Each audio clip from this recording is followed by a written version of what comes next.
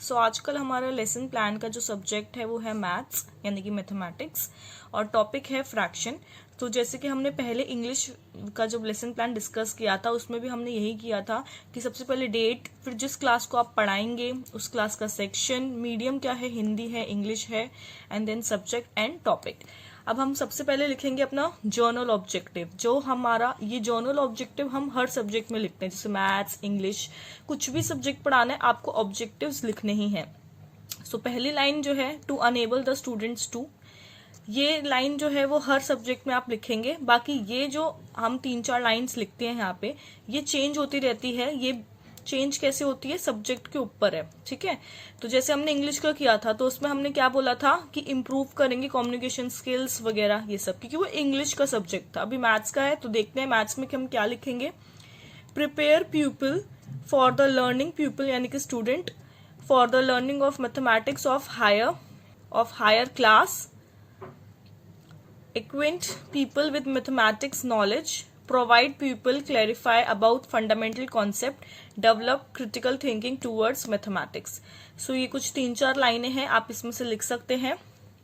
Then next है students will be able to, तो student क्या कर पाएंगे इसके बाद, जब हम उन्हें फ्रैक्शन आज पढ़ा रहे हैं तो फ्रैक्शन पढ़ने के बाद वो डिफाइन कर पाएंगे इस टर्म को, फ्रैक्शन को बहुत इजीली आइडेंटिफाई कर पाएंगे टाइप्स फ्रैक्शन के, राइट, अंडरस्टैंड कर पाएंगे यूज जो होता है फ्रैक्शन का इन डेली लाइफ, कंस्ट्रक्ट कर पाएंगे क्वेश्चन रिलेटेड टू फ्रैक्शन यानी कि फ्रैक्शन से रिलेटेड क्वेश्चंस कंस्ट्रक्ट कर पाएंगे। देन नेक्स्ट आता है हमारा प्रीवियस नॉलेज एज्यूम, कि हम क्या मान के चल रहे हैं। सो हम ये मान के चल रहे हैं कि स्टूडेंट को डिफरेंट नंबर्स के बारे में नॉलेज है, क्योंकि जो हम मान के चल रहे हैं उसी के ऊपर हम सेट इंडक्शन पूछेंगे। सेट इंडक्शन मैंने आपको पहले भी बताया था। सेट इंडक्शन क्या होता है, जब भी हम कोई टॉपिक स्टार्ट करते हैं तो हम डायरेक्ट स्टार्ट नहीं करते कि बच्चों आज हम फ्रैक्शन पढ़ेंगे, नहीं।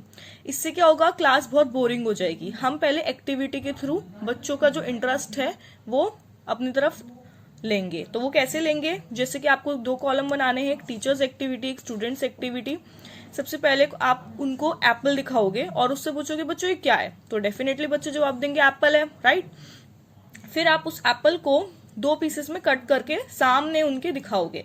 फिर आप क्वेश्चन पूछोगे कि अच्छा अब इसके कितने पीसेस हो गए, यहाँ पे 2 आना था, गलती से 1 लिखा गया है। सो आप यहाँ लिखोगे 2। उसके बाद है कटिंग एप्पल इनटू 3 पीसेस। अब आप उसी एप्पल को 3 पीसेस में कट करोगे और पूछोगे कितने पीसेस हैं, तो बच्चे बोलेंगे 3, राइट, क्योंकि जो आप उनको कर करके दिखा रहे हो बच्चे उसी से रिलेटेड आंसर देते रहेंगे। सो आप क्वेश्चन बनता है कि can you right all these Apple pieces into mathematics, जितने भी हमने पीस करे हैं आप इनको मैथ्स की लैंग्वेज में क्या बोलते हैं बताओ बच्चों। तो बच्चे नहीं बता पाएंगे। जाएगा हमारा प्रॉब्लमैटिक क्वेश्चन, जो चीज बच्चे नहीं बता पाते हैं हमें ऐसे ही कुछ क्वेश्चन पूछना होता है एंड में, जिससे बच्चे हमें एंड में कुछ ऐसा क्वेश्चन पूछना होता है जो हमारा प्रॉब्लमैटिक क्वेश्चन बन पाए, क्योंकि उसके बाद हम अपना अनाउंसमेंट करते हैं अपने टॉपिक का। सो यहाँ से हमारा प्रेजेंटेशन ये होता है टीचिंग पॉइंट। जो चीजें हम पढ़ाएंगे, जैसे फ्रैक्शन पढ़ाएंगे, फिर डेफिनेशन, टाइप्स, ये सब पढ़ाएंगे, ये हमारी टीचर एक्टिविटी है। उसके बाद हमारे टीचिंग एड्स है, जो भी हम टीचिंग एड यूज करें। जैसे पहले मैंने एप्पल यूज किया था तो पहले मैं एप्पल लिखूंगी, फिर आगे की एक्टिविटी में चिट्स यूज करूँ तो वो, फिर यहाँ पे आप लिखेंगे स्टूडेंट्स एक्टिविटी इस कॉलम में, क्योंकि आपके टीचिंग एड्स जो है वो बहुत ज्यादा बड़े थे। हमारी टीचर हमें कहती थी कोई बात नहीं आप ऐसे कर सकते हैं। अदरवाइज अगर आपकी टीचर कहती है कि आपको यहाँ लिखना ही लिखना है तो आप लिखेंगे। जैसे मैंने इंग्लिश वाले लेसन प्लान जो हमने डिस्कस किया था तो मैंने आपको दिखाया था कि यहाँ पे स्टूडेंट्स एक्टिविटी में आप क्या क्या लिखोगे। जो भी बच्चे, जैसे यहाँ पे क्वेश्चन है तो उसका आंसर बच्चे जो भी देंगे आप वो यहाँ पे लिखोगे। उसके बाद आता है black board work. Black board पे आप क्या लिखोगे, डेट, टोटल, प्रेजेंट, एब्सेंट, ये सब जो भी चीजें होती हैं। फिर मैथ, उसके बाद फ्रैक्शन की डेफिनेशन, मतलब जो भी आप ब्लैक बोर्ड पे लिखोगे वो आप यहाँ पे इस तरीके से लिख देंगे।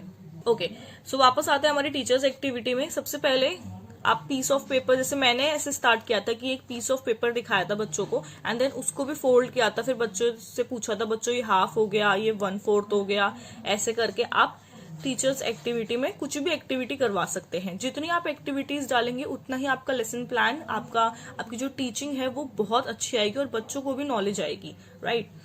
सो सबसे पहले हमने यहाँ पे डेफिनेशन दे दी, एग्जाम्पल दे दिया, फिर उसके बाद एक क्वेश्चन पूछना है। क्वेश्चन पूछना बहुत जरूरी है, बिकॉज अगर आप क्वेश्चन पूछेंगे तो इससे आपको अंदाजा रहेगा कि आपके स्टूडेंट्स जो है वो इंटरेस्ट ले रहे हैं और वो सुन रहे हैं आपकी बातों को और उनको समझ में भी आ रहा है जो भी आपने पढ़ाया है।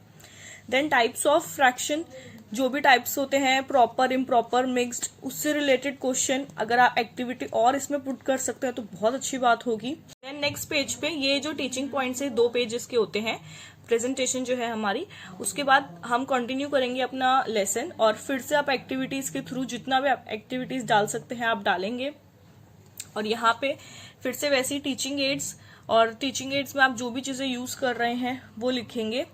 एंड यहाँ पे जो भी आपके स्टूडेंट के आंसर हैं, जैसे आपने यहाँ पे क्वेश्चन पूछा, रिलेटेड बच्चा आंसर देगा, ये 1-2 answers. Then students are writing listening in their notebook, जो भी आप पढ़ा रहे हैं, अब क्योंकि अभी आप पढ़ा रहे हैं यहाँ पे, राइट, तो डेफिनेटली बच्चे सुन रहे हैं आपकी बातों को और लिख रहे हैं कॉपी में।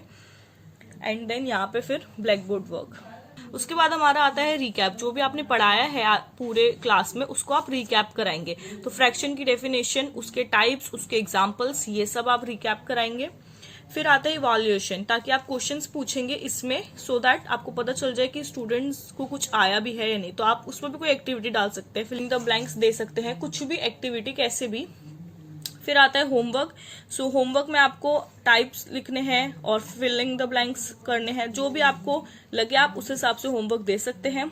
फिर यहाँ पे आपकी जो भी टीचर होंगी, सुपरवाइजर होंगी, वो बैठी होंगी और जो भी आपने पढ़ाया है उससे रिलेटेड आपको उनको फीडबैक लगता है वो देंगी।